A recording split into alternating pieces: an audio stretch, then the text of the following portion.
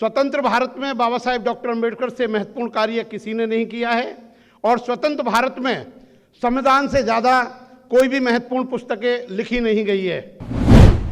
इस देश के अंदर दो ही पुस्तकें श्रेष्ठ लिखी गई हैं।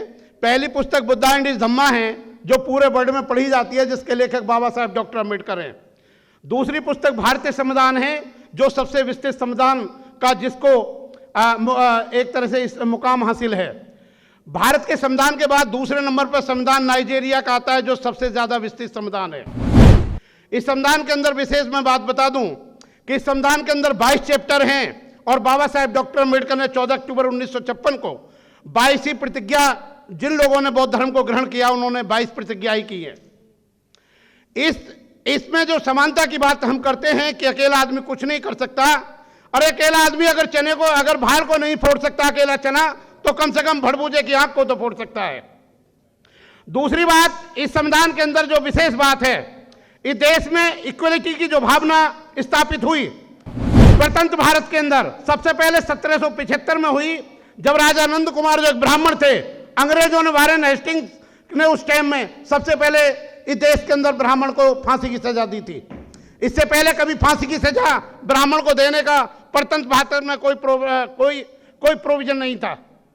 इसके बाद दूसरी बात, जो मैकडॉल, जो हमारे आईपीसी की धार, जो लॉर्ड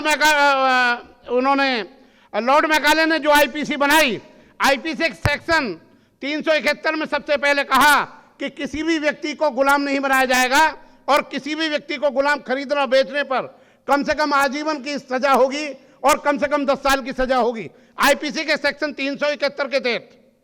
और आईपीसी के सेक्शन 374 के अंतर्गत बताया गया कि संसार के अंदर किसी भी आदमी से बेगार नहीं ली जाएगी। मैं सोचता हूं कि भारत के अंदर सामाजिक क्रांति का स्वतंत्र भारत में सबसे पहला कदम था। इसके बाद जब भारतीय संविधान की बात आती है, तो भारतीय संविधान में आप देखेंगे जहां इक्वलिटी की बात है, आर्टिकल 20 के अंदर, कि कोई आदमी अगर अपराध करेगा तो उसे उतनी सजा दी जाएगी जितनी सजा भारत के संविधान में आर्टिकल 20 में मेंशन है। इससे ज्यादा सजा नहीं दी जा सकती और एक जुल्म की सजा 2 बार नहीं दी जा सकती, जो आर्टिकल 20 के तहत भी है और सेक्शन 300 सीआरपीसी के तहत भी है। जो मैं 371 आईपीसी की धारा और 374 आईपीसी की धारा की बात कर रहा था, वो आर्टिकल जो 23 है, उसमें मेंशन है कि देश में किसी भी औरत आदमी को नहीं बेचा जाएगा और किसी से गुलामी बेगार नहीं कराई जाएगी। ये बाबा साहब ने जो फंडामेंटल राइट में ये सबसे पहले आर्टिकल 23 में बात मेंशन करी है। जहां तक आर्टिकल हम 14 की बात करते हैं, आप इससे पहले मैं आपको एक खास बात बताना चाहता हूं कि 25 दिसंबर 1927 को जब बाबा साहब ने मनुस्मृति में आग लगा दी और उसके बाद जब भारत का संविधान 26 जनवरी 1950 को लागू हुआ, तो उन्होंने किसी भी किताब में कोई आग क्यों नहीं लगाई, ये हमारे सामने क्वेश्चन है। उसका मेन कारण यह है, उसमें आग उन्होंने इसलिए नहीं लगाई कि आर्टिकल 13 में कह दिया कि जितने भी कचरे हैं, जितने भी मनुस्मृति हैं, जितने पुराने कानून हैं, उन सबको मैं आर्टिकल 13 के बाद में नल एंड वॉइड घोषित करता हूं। इसलिए उन्होंने उसके बाद में कोई आग नहीं लगाई कि इनकी कोई कानूनी वैल्यू नहीं रहेगी। जहां तक आर्टिकल 14 की बात करते हैं, the state shall not deny the equality before law and equal protection law with in the territory of India.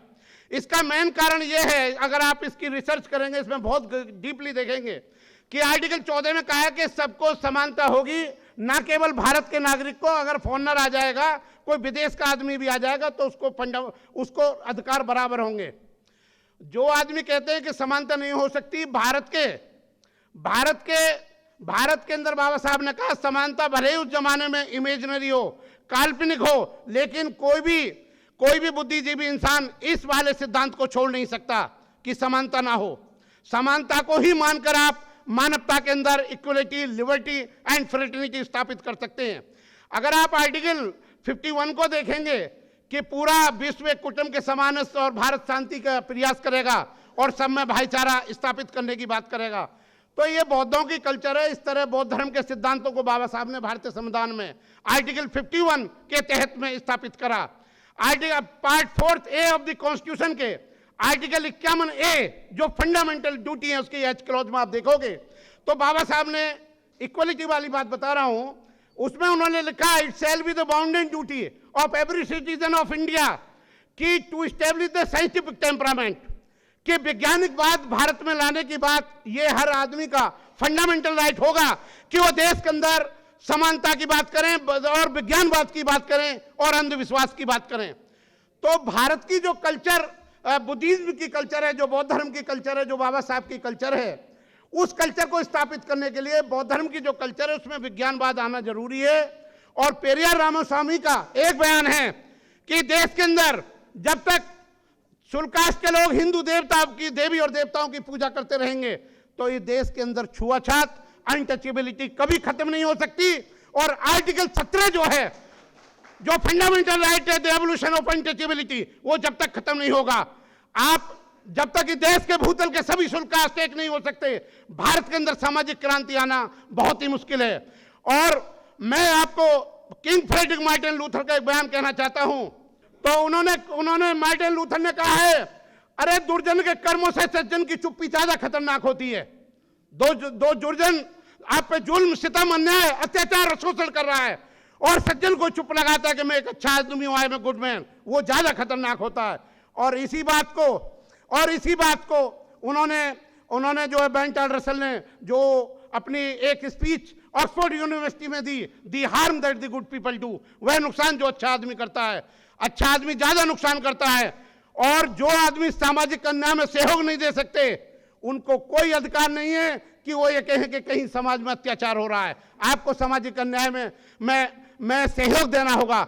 और मैं आपको बता दूं, इस लॉकडाउन के अंदर आदरणीय श्री केसी पीपल साहब ने जो हमारे एसएम न्यूज वालों के थ्रू जो क्रांति पैदा भारत में की है अपने मीडियम के द्वारा, वो सब लोग इनके मुरीद हो गए हैं, वो बहुत है। और आखिर में मैं आपको एक बात कहूंगा, इस तरह हमारे प्रोग्राम चलते रहने चाहिए।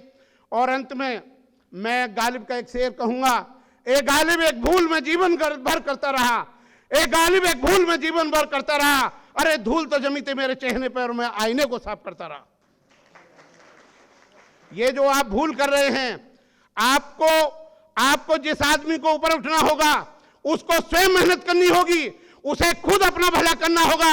इन आकाश की बदलियों से निकलकर कोई फरिश्ता आपकी गुलामी की जंजीरों को तोड़ने के लिए नहीं आएगा, आपको स्वयं करनी होगी। और जिस प्रकार सिंहों वन की रक्षा सिंहों के द्वारा होती है, उसी प्रकार सिंहों की रक्षा वन के द्वारा होती है और वनों की रक्षा सिंहों के द्वारा होती है। भारतीय संविधान की रक्षा आपके द्वारा होगी और आपकी रक्षा भारतीय संविधान के द्वारा होगी।